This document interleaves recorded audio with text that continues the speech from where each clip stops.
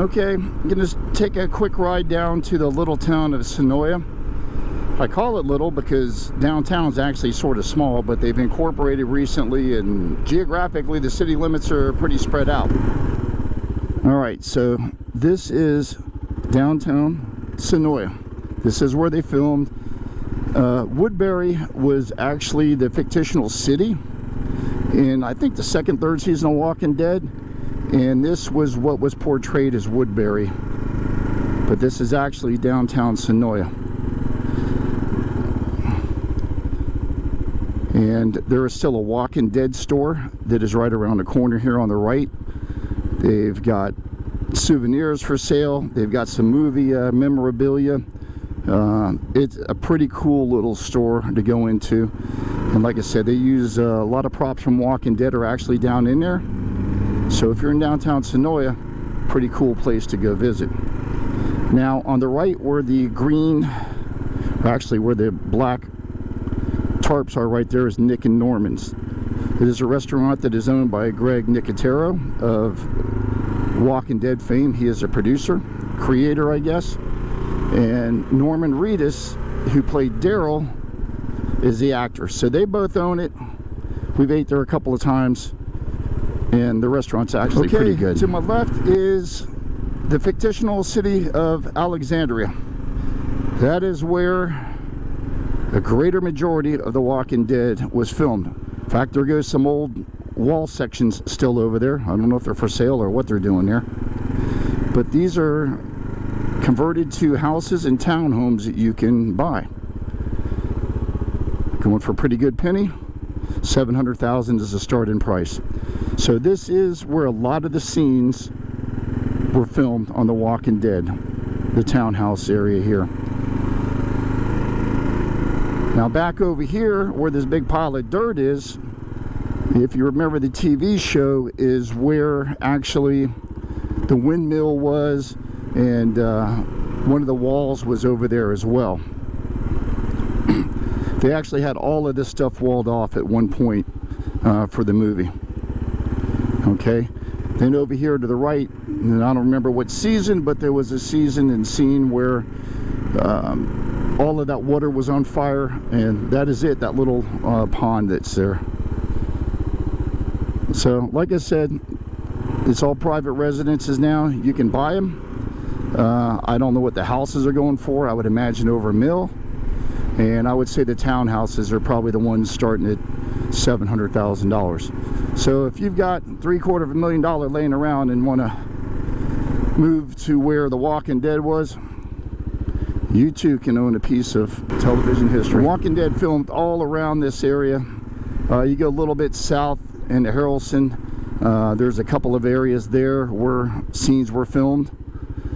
Here is what is left of the Walking Dead wall. This is what surrounded Alexandria for all of those years. Later on, when Alexandria became Outpost 22, they repainted it. But this is the front main gates to Alexandria and what eventually became the Commonwealth. So they left this up and put a little plaque on it, so that is pretty cool that they did that. But other than that, there's nothing else other than a Walking Dead store that ever says that Walking Dead was going on down here. Let's take a ride back up Main Street. Like I said, these restaurants come and go.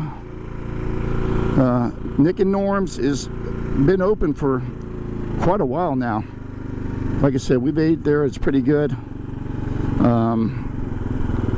Some of the alley scenes between buildings were filmed back in here. Make a left here, and inside of this building here, and you might be able to see the sign, is the Walking Dead store. It's 2 stories, upstairs and downstairs. And like I said, they do have a bunch of movie props in there, signed stuff, and a bunch of souvenirs you can buy. So pretty cool little area. Sort of looking, there's supposed to be a brand new brewery here, and I believe that it is that there, Pearl and Pine. I guess it's open. Okay, a little more about the bike. I've only really taken, I guess, one semi long ride on it down to our lake place. It's about 118 miles, and I don't know, it's been a while since I've been on the bike, so these seats are a little bit hard. Seat's not broken in, so I did have to get off it after about an hour for about 10 minutes to let the buttocks, cheeks sort of recover and everything. Had to do the same thing on the way home. But the sit-in position and stuff on this bike is phenomenal. It's awesome. I love the way it handles. I am waiting on upper crash bars. Getting crash bars for these things right now are almost next to impossible. I was looking at the T-Rex design because I could keep the lower engine guards on, but they're out of stock for 3 to 4 months. So I want to do some rides, maybe the Smoky Mountain 500 and a couple of other off-road rides, and sort of trying to put it off until I get some crash bars put on this thing. So I ordered Happy Trails crash bars, and the shipping date on them is 6 weeks out, and that's a shipping date. So that's as soon as I want to get some crash bars. The problem is the Happy Trails aren't compatible with the lower crash bars on this, the stock ones, so I'm going to have to remove them, and then eventually probably have to buy Happy Trails to put on the bottoms. So I'm hoping to get the crash bars in soon, because I'm really looking forward to doing some fall riding. I think maybe that the first thing that I'm going to probably do is jump on and do, if not all, at least parts of the Smoky Mountain 500 loop. I drove in my Toyota Tundra coming back from Knoxville. I had to go for business about a week ago, and I drove from Tellico Plains to Reliance, Tennessee on the Trans-America Trail system, and the road was awesome. The majority of it was forest road, gravel, all canopied. Had to do 4 creek crossings on Witt Road. One's the infamous one that's the deep one that gets a lot of bikers.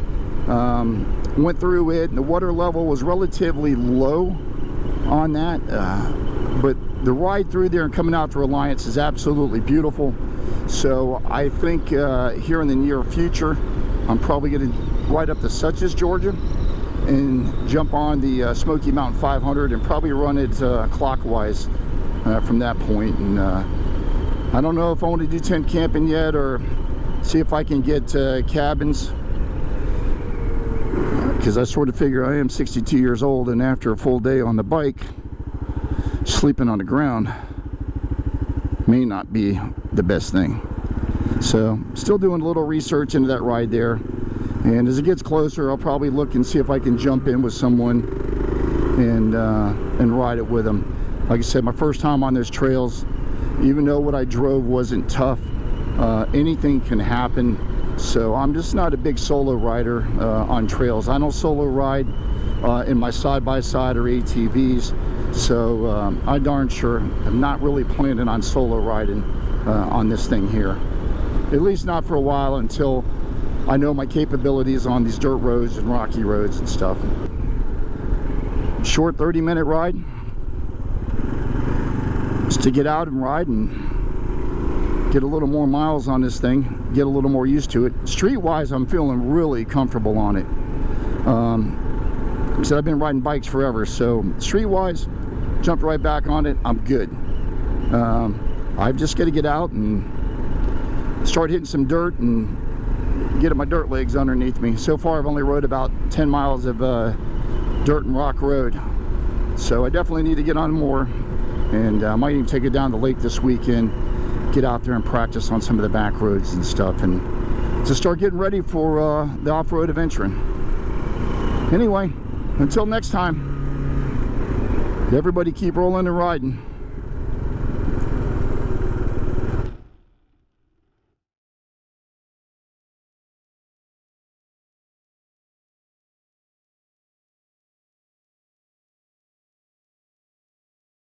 Hey!